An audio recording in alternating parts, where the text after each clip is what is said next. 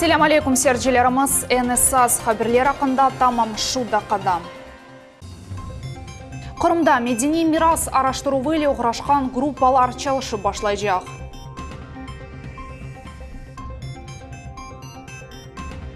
Bugün bütün dünya radyo konunu kaydetti.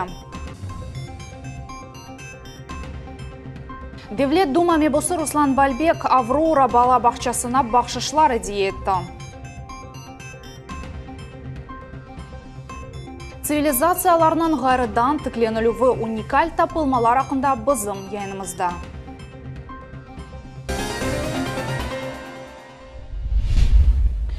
Kırım paytaxtının merkezi meydanında Podmoskovye'de An-148 uçağı kazasında elak olğanlarının xatarasını andılar.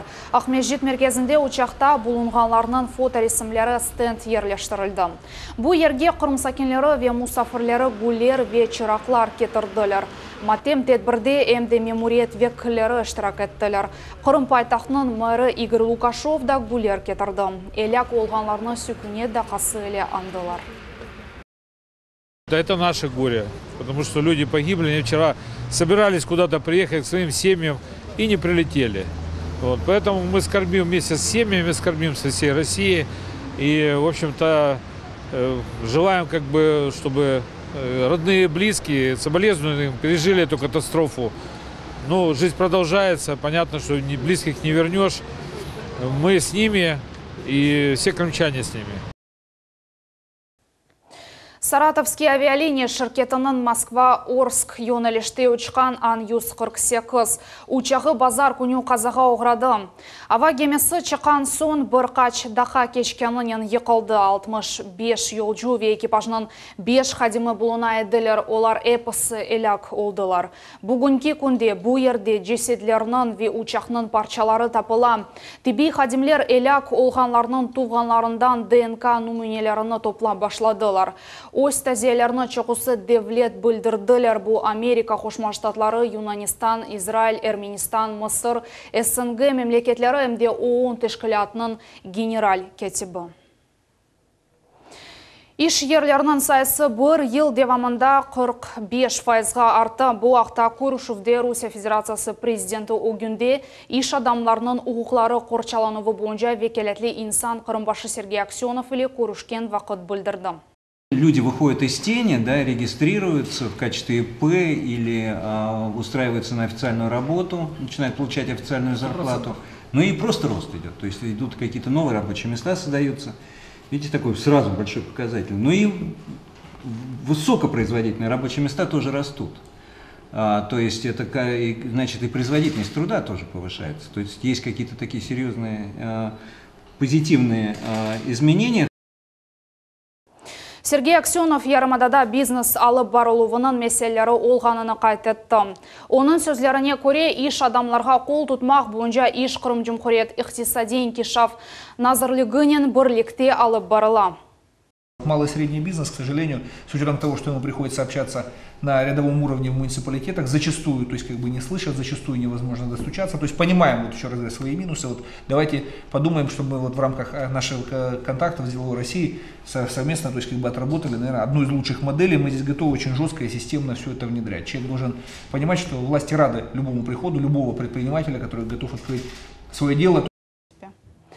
Ялта Халқара İqtisadi Forum adlı fondunun reisi Andrey Nazarov ise bildirdi ki Kırım iqtisadiyatının inkişafı 2017-18 senelerde en yüksek noktaga yetti.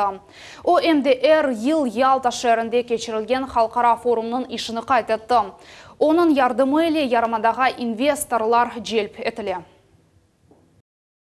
17-18 год приходится как раз такой максимальный пик развития, потому что первый год пока планы, проекты, это же с одного нельзя было года. По сути, на 3-4 год начинается отдача от 14, 15, 16 годов, да, 17, 18, 19 год. Например, по жилью, вот уже на 17 год Крым построил многоквартирного жилья в 2,5 раза больше, чем годом ранее. Получается, что выше общероссийских, среднероссийских темпов развивается сейчас Крым. И в 2018 году, наверное, наиболее такой пик будет по экономическим показателям. Вот. Но это мы видим, как вы отметили, по Ялтинскому форуму. Да? Повышенные интересы и с международных инвесторов и предпринимателей, политиков, я уже не говорю. Но самое главное россиян, которые, в общем-то, с удовольствием хотят ехать. Бүгін бүтін дүния радио күніні қайтеті марафон намлы мұсафірлер ве ен гүзел хайрлавлар ватан седасы радио өз бірінжі доған күніні қайтеті. Барам мұйтке мұхберіміз София Шукурова дедалды. Достар, байрам yayınımızны мына бойлы сеслерінен девам etmek керектір. Чоқысы радиостанцияларының хадимлері эфирге илхамланмақ. Яны дuyğu ve dinleyiciler tarafından идея етілген мудхиш кейф үшін эфирге чықалар. Радиоларның янында отырған dinleyicilerimiz бізден келген яқшы кейфні алсын ve bütün күнге позитив энергиясының Ось işini devam etsin деп қолымыздан келгені yapamыз. Бүгін Ватан седасы радиосы өз доған күніні қайдетті. Бір ел ішінде коллектив бір чоқ мерақлы программаларны тақдим етті. Хадимлер чешіт суал-жауап ойынларны мұнтазам шекелде кечерелер, милли нағмелер яңғырай. Ен мұйым шуки қысқа мүдет ішінде олар қырымлыларының үйреклеріне кірділер. Бүгін пек büyük мерасим, пек büyük бір бейрам. İfaçık olsa da, küçük olsa da bir yaşta толған sevimli радиомыз Ватан седасы. Onun için mına açık gönlümden, yüreğimden, ozum ciğerimlerimden bu şarkılarını ufurup geldim de onları hayırlama. Çok sağ olun. Dünya turgancak turun. Hepimiz sizi sevemiz. Hem de gelecekimiz parlak olsun. Ватан седасы радиосында бүгін байрам марафон кечірілі. Миннетдар dinleyiciler конкурсларының даими iştirakçilері бір-бір артындан келелер. Асан Усманов севімлі радиоға бош елінен келмеді. О коллектив үшін диван әдейе етті. Біз әр вақыт біздің радио dinleyik. Ватан седасы әр вақыт машинада чала, evde her vakit müzik çala, çok beğeniyoruz. Хадимлерді хайырламақ үшін Русия Федерация Devlet Дума мебысы Руслан Бальбек де келді. Оэмин Ватан седасы тарихте буюк из халдырыр. И сумеет быть поистине рупором крымско-татарского народа, чтобы мы не только слышали друг друга, но и чтобы слышали нас наши соседи, вот все крымчане, весь мир, о чем мы думаем, о наших переживаниях, и то, что мы, в принципе, как и все крымчане, как и все россияне, стараемся, чтобы наш общий дом был уютным для всех. Şimdi yayınlав çerçeveleri genişletildi. Endi aprelinin sonun ahırının 80% ve Axyar şehrinde sevimli radyo yankıracak. Нас слышат каждый день во всех домах, во всех учреждениях, в автомобилях. И нам это очень приятно, то, что наша работа приносит радость людям. Bayram keyfinin paylaşmak için radyo hadimleri şehir merkezine yol aldılar. Anda olar sakinlerge Vatan sedası logotipi ile hava toplarını hediye ettiler. Olar ise hayırlavlarını ayttılar. С удовольствием поздравляем вашу радиокомпанию с юбилеем. Желаем, чтобы вы процветали, как можно больше и лучше, качественнее развивались и росли как можно выше. Радио Ватан седасы доған күні хайырлы болсын. Желаем вам процветания, здоровья, всего самого чудесного. Вас любим. Biz de meslektaşlarımızны ve bütün alakacılarını mütehassız bayramnen hayırlayımız. Olarga bar kuch ile çalışıp rahmetli kazanmağa tileyimiz. София Шукурова, Алишер Алимов, Асан Зевадинов, Millet için. Қырымда халал туризм инкишаф етірілі башлайжақ, бөле тәшібісіне Қырым мұсылманларының дини дәресі тәклиф етті. Халал яда элял араб тілінден тәжриме еткенде рұқсет етілген демектір, яғни бұл ислам дені қанунлары бойынша ратлануыдыр. Халал туризм бойынша çalışқан отеллерде алкоголь içimliklер olmamalı, аш суф ise элял стандартларына uygun olmaq керек. Әмді еркеклер ве қадынлар үшін инфраструктура, яғни бассейн, спа, пляж, аэро olmaq керек. Подготовили данный проект для развития данного сегмента, для улучшения связей между различными регионами Российской Федерации, между мусульманской уммой. Русияде 30 миллиондан зиеде мұсылман яшай, халял ратлануы сечкенлерінің сайысы ел-елдан арта. Шымдылік тек Түркие бөле ратланғанларының қабыл ете біле, ләкін Қырым рақыплік ете біле деп білдірді Devlet Дума мебусы Руслан Бальбек. О әмдеқат етті ке Қырым мұсылманларының дини дәресі үшін бұл мезу яны дегіл, чүнке әр ел бұл тәшкілят Қырым мұсылманларыны ажылыққа йоллай. То есть опыт в туроператорской деятельности, в агентской деятельности существует. Поэтому в данном случае Духовное управление мусульман Крыма может выступить неким туроператором, естественно, создав соответствующие там организационно-правовые формы, и выступать коммуникатором, да, то есть модератором для привлечения на основе контактов с муфтиатами, да, с их туристическими агентствами по развитию внутреннего туризма в России, да, для привлечения мусульманских детей в Крым.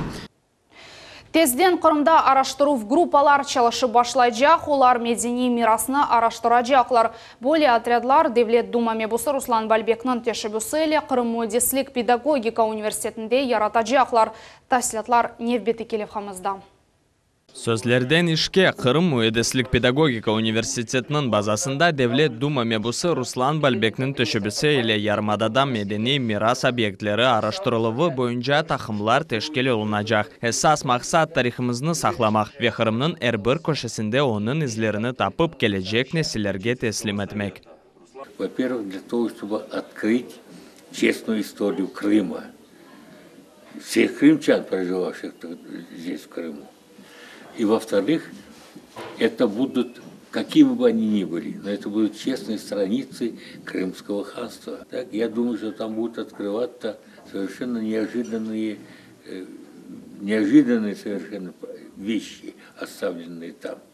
Böyle takımlar nasıl teşkil olacağını bugün Kırım Mühendislik Pedagogika Üniversiteti'nde müzakere edildi. Anda üniversitet prezidenti, rektörü Devlet Duma mebusu Ruslan Balbek hocalar takımı bundan da gayrı yarımadanın tarihi ile bağlı insanlar toplandı. Araştırу отрядlarga alimler ve studentler girecekler. Tapılgan şeyler Kırım'nın medeni miras obyektler ve abideleri reyestrine kersetilecek. Мы в реализации нашей идеи опираемся на экспертное сообщество, на ученых. Считаю, что эта идея своевременная, потому что Крым является музеем под открытым небом, и на нашем полуострове действительно очень много памятников культурного наследия, объектов культурного наследия, которые необходимо защитить с точки зрения закона. Araştırу отрядlar tarixta belli bir devirler ile sınırlanmayacaklar. Yarımadanın bir noktadan son kesine kadar işler alıp barılacak. Kadimi devirlerinden ikinci Cihan Cenk'ne kadar tarihi vesikalarda ve kitaplarda rast gelgen malumatını hatırlatmak ve kaydolunmağın tavsiyatlarını bilmek mühimdir. Каким образом это будет работа проводиться, мы пока думаем. Будет это все сформировано отдельным проектом. Естественно, мы сюда привлечем и сотрудников музеев крымских, и общественные организации, конечно, наши преподаватели по специальности история будут в этом деле участие принимать. Ну и, конечно, мы надеемся на содействие стороны Комитета по охране культурного наследия. Будем с nimi вести диалог. Yani leyha boyunca Devlet Duma mebusunun sözleri indi çoxsu insanlarını ilhamlandırdı. Mesela konuşumunun bir iştirakçısı tarihi ilimler doktoru Vladimir Polikov studentler arasında yok olğan köylerge bağışlanğan konkurs geçirilge aqta tarif etdi. Resim şekilinde taqdim etilgen çoxsu işler alimni hayretde kaldırdılar. Памятник, и наверху сидит собака. Я так растерялся, говорю, а при чем собака? Говорит, все ушли, а собака осталась и воет по утраченной деревне. Другой памятник, корни и обрубанное дерево. Я говорю, а что такое? Он говорит, ну корни же здесь наши. Devlet Duma mebusu kerek olğan yardımını göstermege vade etti. Bu hem de memori hem de maddi yardım olması mümkün. Şimdi tarihçiler birleşken son olarda tarih fragmentlerine dokunmak ve yarımadanın ilk görüşünü gayrıdan teklemek yengilce olur. Gelecekte tapılacak Kırım tarihinin incelikleri isiminde yaşayan halklarının yaşayış manzarasını yaratmağa yardım eder. Enver Ablaziz, Dmitri Nizavoy, Millet için. Boğurça kasabasında durak onaytlı yerleştirilmegen sebebindен bu yerde çok kazalar yüz berem. Bu meseleni çözmek için Mecit Memuriyeti'nin iş takımı kasabasını ziyaret etti. Şimdi ular durakны onaytlı yerge deniştirmege planlaştıralar. Есть длинномерный транспорт городской, и ему неудобно, получается, не обеспечиваются подъездные пути к остановке. В связи с этим совместно с жителями данного микрорайона принято решение о переносе этой остановки для удобства движения и обеспечения безопасности дорожного движения. Ерлі сакенлер музбет денішмелер ақтады тариф етелер, оларының микрорайонында енді мектеп құрылды. Yollarını асфальт или тошемеге девам етелер ве 260 ерлік бала бақшаны құрып бітіре еталар. Шымды соқақлар ярық елетемін етуф меселесі açık қала. В 2015 году у нас было вообще снято уличное освещение, и благодаря обращению и действиям нашего депутата от Государственной Думы Руслана Бальбека эта проблема была решена. Но осталась часть неосвещенных улиц. Аварийные ситуации создаются. Немножко как-то кольцо надо сделать, что ли. Здесь раньше этой дороги вообще же не было. Сделали хорошую дорогу. Но единственное, что, конечно, когда съезжаешь на улицы, не заасфальтированные, садик построили, школу наконец-то достроили. Меня все устраивает в этом районе. Devlet Дума мебусы Руслан Бальбек Аврора бала бақшасына бақшышлар әдиетті. Турналар Қырым татар группасының 30 талебесі яны ойынжақлар әлде еттілер. Машиначықлар, қоқлалар, топлар, лего пазлар веда чоқ башқа шейлер. Балалар есебуна жевап оларақ ана тілде ерлар вешірлер ижра етіп, мебусқатты шүкірлер бүлдірділер. Дети получили подарки, игрушки в виде игрушек разных, машинки, коляски, разные формы, дидактические какие-то игры, мозаики. Это все нужно для детей, для их развития. Дети очень рады. Чох-чох сағылыңыз. Цивилизациясының ғарыдан тікленілуі Қырым көпірінің құруджилығы тарихшілерге 1000 елық тарихны огренмеге имкан бере уникаль тапылмалар ақында бізім невбеті келев қамызда. В этой витрине вы видите вещи и предметы, связанные с женским культом, с культом как раз Афродиты, богини красоты, которые поклонялись здесь на Таманском полуострове. Дақ бөлерінден ясалған бұл антик безеклер Тамань топрағында 2000 елдан зеде болынды. Энді бұл шақси музей экспозициясының қысмыдыр. Бұл ерде бинлерже артефактлар бар. Тунч деварының эме калетлерінден кумюш капиклер хазинесіне же. Если в прошлом году мы получили сотни, несколько тысяч, можно сказать, археологических предметов, то в этом году речь идет на десятки тысяч предметов археологии.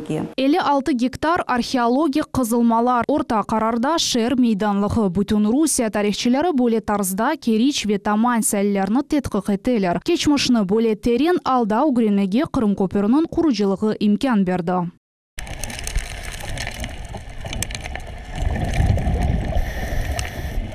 Тапылмалар тек топрақ түбінде дегіл, суф түбінде де расткеле. Керамик сауытларының парчалары антик девлетлерден тек бұлар қалдылар. Қырым көпірі кешкен ерні тарихчилер цивилизациялар ве тижари yollarının чапразы деп адлайлар. Эфсаневи Керич қалесіні сақлап қалмақ үшін яны yolны Ақбурун деген ерні айланып кечірділер. Тезден бұл ерні туристлер көре білежеклер. Тамам бұл ерден Қырым көпірі яқшы көріне. Керченская крепость – это, по сути, гигантское подземное сооружение. Это крепость-невидимка.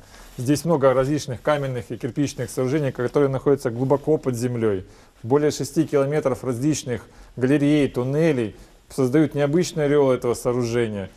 Керич боғазының ялысында Зиманеви Русия территориясында бірінші девлет ерлеші еді. Бұл Боспор чарлығы олды. Мұнда Хазар қағанатының ве Қадимит Мутаракан князлығының излері бар. Кележек Қырым көпірі ве оның тапылмалары тезден тарих дерсліклеріне көрсетілежек.